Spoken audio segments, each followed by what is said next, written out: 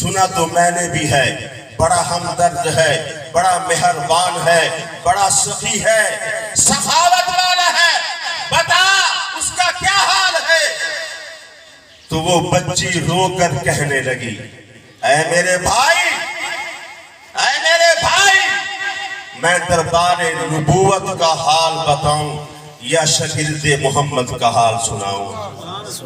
یا شاگرد محمد کا حال سناؤں؟ وہ بچی قسم کھا کر کہتی ہے، اللہ کی قسم، میں نے نبی کے صحابہ کے اندر ایسا حیا دیکھا کہ آج تک اس جیسا میں نے حیا نہیں دیکھا۔ دوستو، حیا ایسی چیز ہے کہ اللہ جل جلالہ اس حیا کی وجہ سے اتنا نوازتے ہیں، اتنی برکت دیتے ہیں، اتنا مقام دیتے ہیں کہ صحابی رسول ہے، جوان ہے، اکیلا ہے، ہمت ہے، طاقت ہے، لیکن نبی کی تربیت تھی، صحبت یافتہ تھے، نبی کی تربیت کے اندر رہتے تھے۔ حضور علیہ السلام نے ایسی تربیت کی کہ نظر اٹھا کر بھی راستے کے اندر ایک مرتبہ اس کو نہیں دے۔ دوستو، اپنے اندر حیا پیدا کرو۔ حیا بہت بڑی چیز ہے، حیا کی وجہ سے انسان گناہوں سے محفوظ ہو جاتا ہے۔ ایک اور صحابی کا واقعہ آتا ہے، میں بات کو مختصر کر رہا ہوں۔ ایک اور صحابی کا واقعہ آتا ہے، ایک صحابی کو کافروں نے گرفتار کر لیا۔ گرفتار کرنے کے بعد اس کو قید کے اندر رکھا۔ قید میں رکھنے کے بعد یہ فیصلہ کیا کہ اس کے پاس خنزیر کا گوشت رکھا جائے، شراب کا مٹکا رکھا جائے، اور رات کو ایک خوبصورت لڑکی اس کے پاس بھیج دی جائے۔ یہ خنزیر کا گوشت کھائے گا، بدکاری کرے گا، شراب پیے گا، اسلام سے نکل جائے گا، اسلام سے نکل جائے گا۔ اب وہ صحابی رسول ہے، بیٹھا ہے، ان کے منصوبوں کو سن بھی رہا ہے، دیکھ بھی رہا ہے اور ہنس رہا ہے۔ یوں کہتا ہے کہ انشاءاللہ یہ گوشت بھی پڑا رہے گا، یہ شراب کا مٹکا بھی پڑا رہے گا، میں ان کے قریب نہیں جاؤں گا۔ ہنس رہا ہے، ہنس رہا ہے۔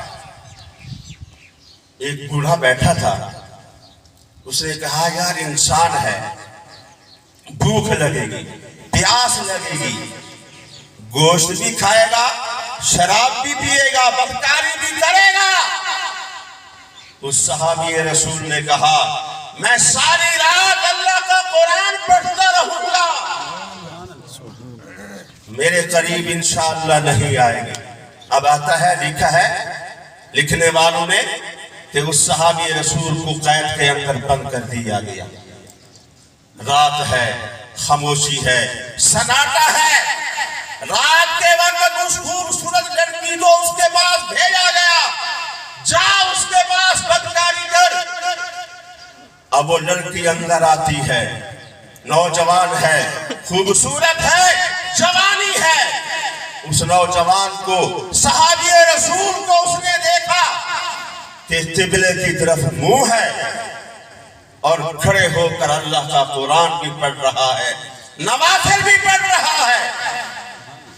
2 رکعتیں پڑھی، مکمل کی، سلام پھیرا، پھر کھڑا ہو گیا، پھر 2 رکعتیں پڑھی، مکمل کی، پھر سلام پھیرا، پھر کھڑا ہو گیا۔ اسی طرح ساری رات یہ نوافل پڑھتا رہا، اللہ سے تعلق قائم کرتا رہا، مناجات کے اندر، عبادت کے اندر، تلاوت کے اندر اللہ سے تعلق کے ساتھ لگا رہا۔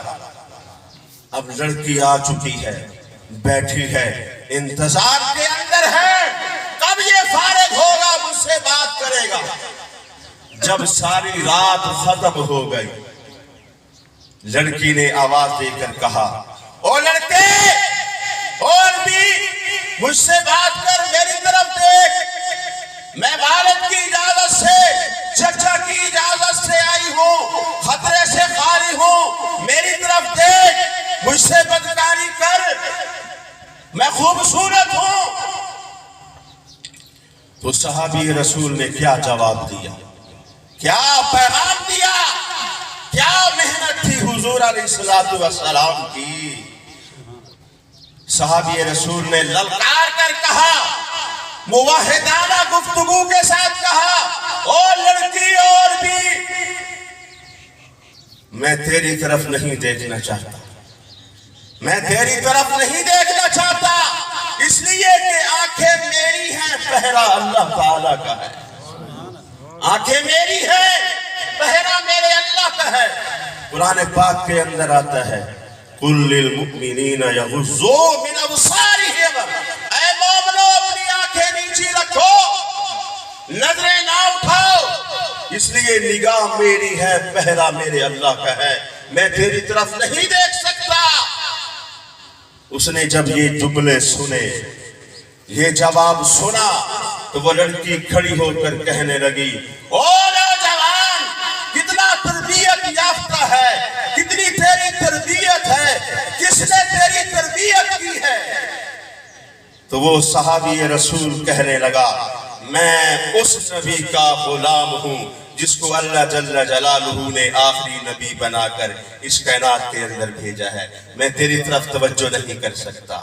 اس نے یہ جذبات سنے اور فوراً لڑکی نے کہا، او نوجوان، میں مسلمان ہونا چاہتی ہوں، دین اسلام کے اندر آنا چاہتی ہوں، مجھے دین اسلام کے اندر داخل کر لے، کلمہ پڑھا دے۔